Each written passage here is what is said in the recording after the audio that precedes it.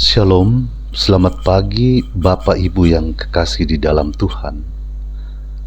Pagi hari ini kita akan membaca dan merenungkan firman Tuhan bersama Gereja Toraja Jemaat Bogor melalui Renungan Harian Toraya edisi Rabu 11 Maret 2026. Kita akan membaca dan merenungkan firman Tuhan dari Yeremia 2 ayat 4 sampai 13.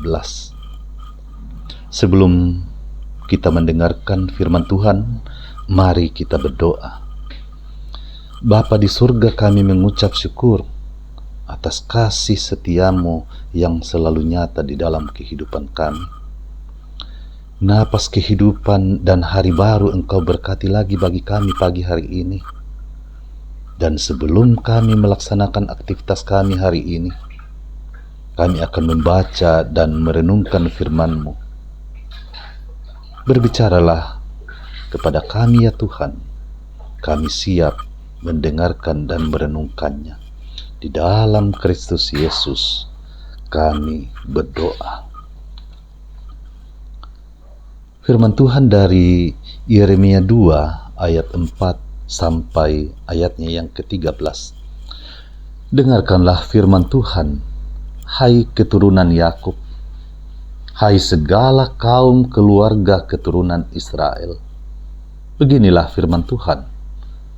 Ketidakadilan apa yang didapati nenek moyangmu kepadaku, sehingga mereka menjauhi aku. Mengikuti ilah yang sia-sia dan mereka sendiri menjadi sia-sia.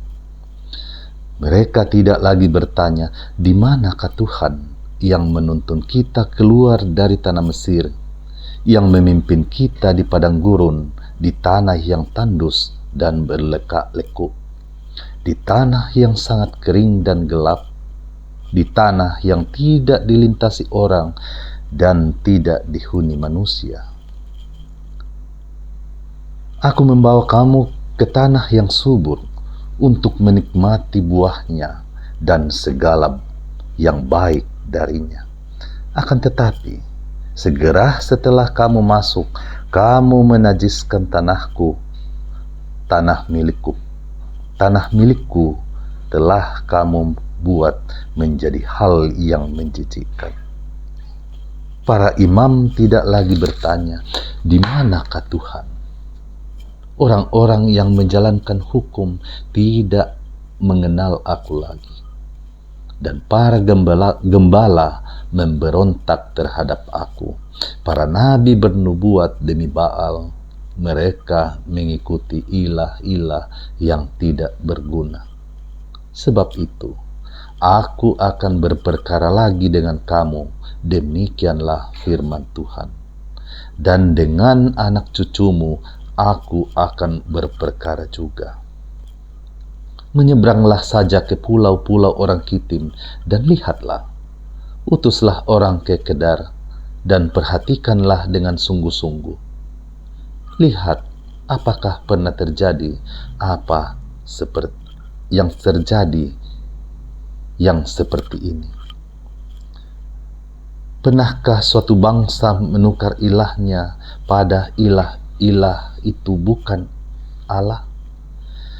Namun, umatku menukar Allahnya yang mulia dengan ilah-ilah yang tidak berguna. Tertegunlah atas hal itu, hai langit. Gemetarlah dan terheran-heranlah dengan sangat. Demikian firman Tuhan. Sebab umatku melakukan kejahatan ganda. Mereka meninggalkan aku, sumber air hidup, dan menggali tempat penampungan air bagi mereka sendiri. Penampungan yang bocor yang tidak dapat menahan air. Demikianlah firman Tuhan.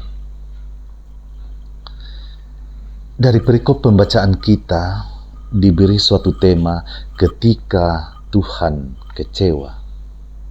Tonna menassan tupuang.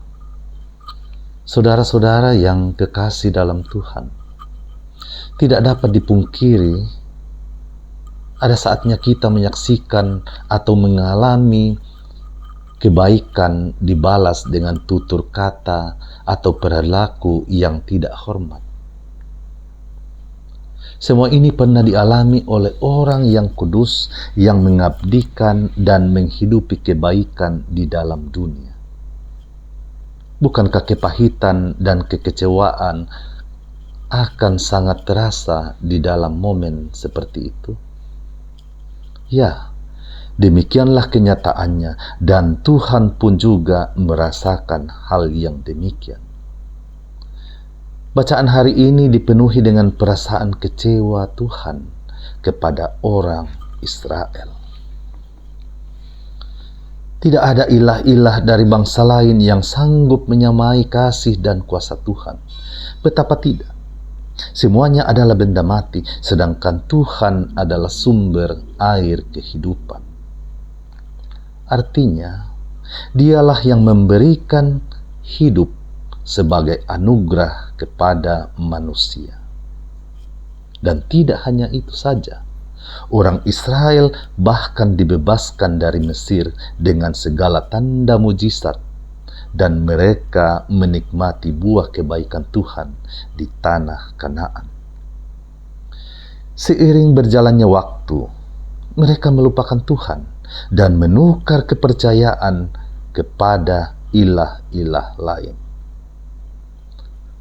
Hal tersebut dapat dimaknai sebagai orang yang tidak tahu bersyukur dan menyalahgunakan rahmat Tuhan, dan tentunya hal itu adalah dosa. Jemaat kekasih Tuhan, kitab Yeremia menyampaikan rasa kecewa dan peringatan keras dari Tuhan supaya umat berbalik kepadanya, dan bahwa agar tidak ditimpa malapetaka. Maknanya bagi kita ialah, jangan pernah mengecewakan hati Tuhan.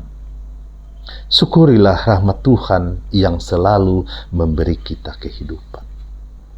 Kepenuhan rahmat Tuhan ialah pribadi dan karya Yesus Kristus. Betapa baiknya Yesus Kristus kepada kita, sehingga rela berkorban dalam kebaikannya, dan sehingga kita beroleh hidup. Seseorang tidak harus ditimpa penghukuman terlebih dahulu, lalu bertobat. Justru kita harus senantiasa mensyukuri rahmat Tuhan, sejak dahulu kala sampai selama-lamanya. Saudara-saudara yang kekasih di dalam Tuhan, jangan mengecewakan hati Tuhan. Terpujilah Kristus. Amin. Mari kita berdoa. Bapa di surga, kami bersyukur kami boleh mengalami dan menikmati firman-Mu lagi hari ini. Biarlah firman-Mu ini meneguhkan dan menuntun kami di dalam kebenaran-Mu. Kami berdoa untuk aktivitas dan perjalanan kami hari ini. Mampukan kami Tuhan untuk terus menjadi saksi dan terang-Mu bagi sesama kami. Kami mendoakan seluruh jemaat-Mu Tuhan di dalam aktivitas kami, yang dalam kelemahan tubuh Tuhan sembuhkan, yang berduka Tuhan hiburkan, dan mampukan kami Tuhan untuk saling menolong. Berkati jemaat-Mu Tuhan yang sedang mencari pekerjaan, semoga terus semangat dalam mencari pekerjaan. Anak-anak kami dalam bangku pendidikan berkati, mampukan mereka dalam ketekunan dan terus rajin belajar. Berkati yang berulang tahun hari ini, berkati juga Tuhan yang berulang tahun perkawinan, pertambahan berkat di dalam pekerjaan, keluarga, dan segala aspek kehidupan kami. Orang tua kami dalam usia indah, berkati Tuhan dengan kesehatan, berkati dengan semangat, sukacita, dan damai sejahtera setiap hari. sehingga mereka terus menjadi teladan bagi kami. Pemerintah kami Tuhan berkati, semoga mereka dapat memimpin kami di dalam keadilan, kedamaian, dan kebenaran-Mu. Ini pengharapan dan doa kami Tuhan. Kami angkat di dalam nama Tuhan Yesus. Itulah Tuhan dan Juru Selamat kami yang hidup. Saudara-saudara yang kekasih di dalam Tuhan, demikianlah renungan kita pagi hari ini. Renungan Harian Toraya 11 Maret tahun 2026. Shalom, selamat beraktivitas.